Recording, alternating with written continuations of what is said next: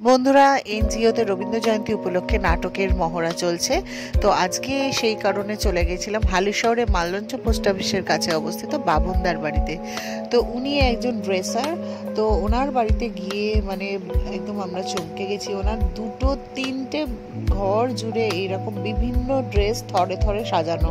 আর শুধু যে সাজানো তা নয়, পরিষ্কার পরিচ্ছন্ন ইস্ত্রি করা আর কাঁচা ধোয়া সব কিছুই। আমরা যেরকম ভেবেছিলাম যে ড্রেসার মানেই হচ্ছে গা কুটকুট করবে, এ করবে, কারটা কার গায়ে পড়বে, কে জানে গায়ে উকুন আছে না কি আছে, কিন্তু গিয়ে দেখছি একদম পুরো ধারণাটাই আমাদের বদলে গেছে। এত সুন্দর ওনার ড্রেসের কালেকশন।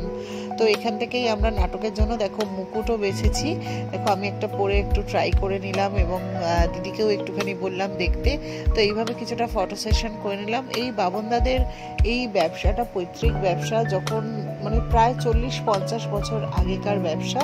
তো ওনার বাবা শুরু করেছিলেন এই ব্যবসাটা যখন রামায়ণের বিভিন্ন পাড়ায় পাড়ায় যাত্রাপালা হতো সেই সময়কার।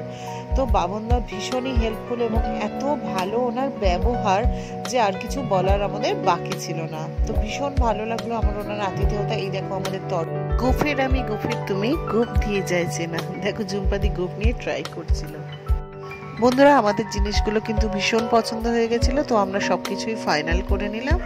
আর আরেকটা কথা বলবো যে দাদার ব্যবহার এত ভালো যে জীবনে সব কিছুই আমাদের চলে যায়, কিন্তু থেকে যায় মানুষের ব্যবহারটা। তো ব্যবহারটা ভালো রাখলেই সব কিছু ঠিক থাকে। তো দেখা হচ্ছে পরের ব্লগে। আজ এই পর্যন্ত।